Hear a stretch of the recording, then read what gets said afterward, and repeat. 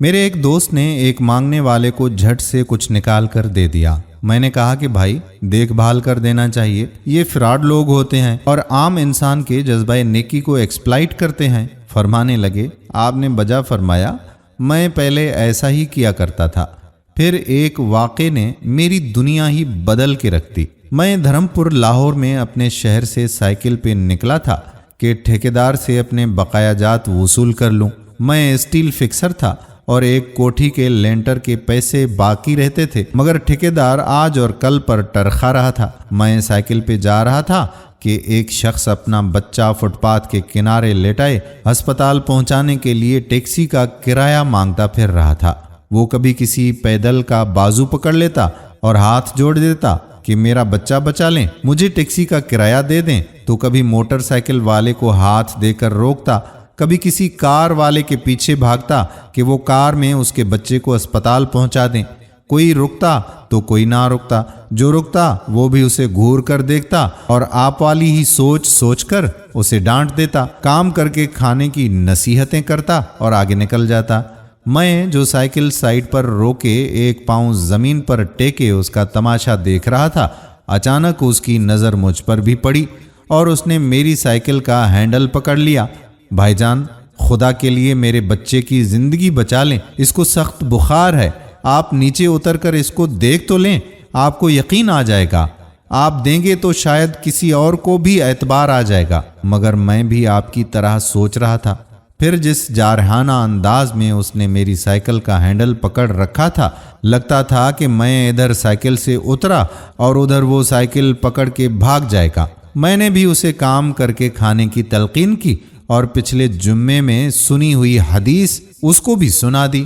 الکاسب حبیب اللہ ہے، کما کر کھانے والا اللہ کا دوست ہوتا ہے، اور اپنا ہینڈل چھڑا کر بڑبڑاتا ہوا آگے چل پڑا۔ حرام خور ہمیں بیوقوف سمجھتے ہیں۔ 2-3 گھنٹے کے بعد جب میں بقایا جات وصول کر کے واپس آیا تو وہ ابھی اسی جگہ کھڑا مانگ رہا تھا۔ بچے کو اب وہ سڑک کے پاس لے آیا اور اس کے چہرے سے کپڑا بھی اٹھا رکھا تھا۔ وہ دہاڑے مار مار کر رو رہا تھا۔ اب وہ بچے کے کفن دفن کے لیے مانگ رہا تھا۔ میں نے سائیکل کو روک کر پاؤں نیچے ٹیکا اور میت کے چہرے کی طرف دیکھا۔ پھول کی طرح معصوم بچہ زندگی کی بازی ہار گیا تھا۔ میرے رونگٹے کھڑے ہو گئے۔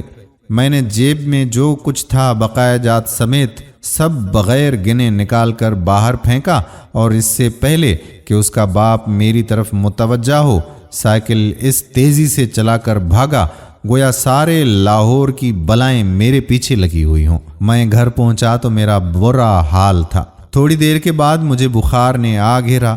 بخار بھی کچھ ایسا تھا کہ گویا میرے سارے گناہوں کا کفارہ اسی بخار نے ہونا تھا۔ گھر والے مجھے ہسپتال لے کر نکلتے اور میں چارپائی سے چھلانگ لگا دیتا۔ مجھے اسپتال نہیں جانا تھا، میں اسی بچے کی طرح ایڑیاں رگڑ کر مرنا چاہتا تھا۔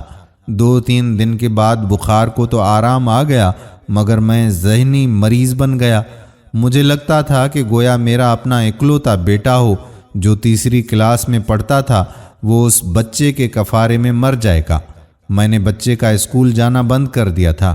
بیوی کے بار بار اصرار کے باوجود میں بچے کو اسکول تو کیا دروازہ کھولنے بھی نہیں دیتا تھا۔ 40 دن گزر گئے تھے اور بچے کا نام اسکول سے کٹ گیا تھا۔ میری بیوی نے اپنے بھائی سے بات کی جو دبئی میں ایک کمپنی میں کیشیئر تھا۔ اس نے مجھے باہر بلانے کے لیے پاسپورٹ بنوانے کو کہا، مگر ایک تو میں شناختی کارڈ بھی پیسوں کے ساتھ نکال کر بچے کی میت پر پھینک آیا تھا، دوسرا میں خود بھی بچے کو اکیلا چھوڑ کر باہر نہیں جانا چاہتا تھا۔ وہ 40 دن قیامت کے 40 دن تھے۔ 40ویں دن 10 بجے کے لگ بھگ ہمارے گھر کا دروازہ بجا۔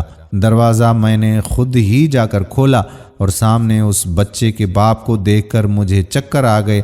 مجھے لگا کہ جیسے ہم دونوں آمنے سامنے کھڑے خلا میں چکر کاٹ رہے ہیں۔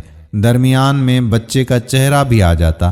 میری کیفیت سے بے خبر اس باپ نے مجھے دبوچ لیا اور پھوٹ پھوٹ کر رونا شروع کر دیا۔ وہ کچھ کہنے کے بجائے میری ٹھوڑی کو ہاتھ لگاتا اور اسے چوم لیتا، جبکہ میں پتھر کا بت بنے اس کی گرفت میں تھا کہ اچانک مجھے جھٹکا لگا اور میری چیخ کچھ اس طرح سے نکلی جیسے کسی کو پانی پیتے وقت اچھو لگ جاتا ہے اور پانی اس کے منہ اور ناک سے بہہ نکلتا ہے۔ میں اس بچے کے باپ کو سختی کے ساتھ سینے سے یوں لگائے رو رہا تھا کہ گویا اس کا نہیں بلکہ میرا بچہ مر گیا ہے۔ ہمارے رونے سے گھبرا کر پورا محلہ اکٹھا ہو گیا تھا۔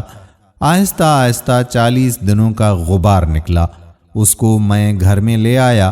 محلے والے بھی آ گئے تھے جنہوں نے اس آدمی سے بہت افسوس کیا۔ کچھ دیر کے بعد اس نے اپنی جیب سے میرا شناختی کارڈ نکالا اور مجھے واپس کیا، پھر جیب میں ہاتھ ڈال کر کچھ پیسے نکالے اور میرا شکریہ ادا کر کے کہنے لگا کہ آپ کے پیسے بڑی برکت والے تھے، شاید یہ آپ کے خلوص کی برکت تھی کہ میرے بہت سارے کام ہو گئے۔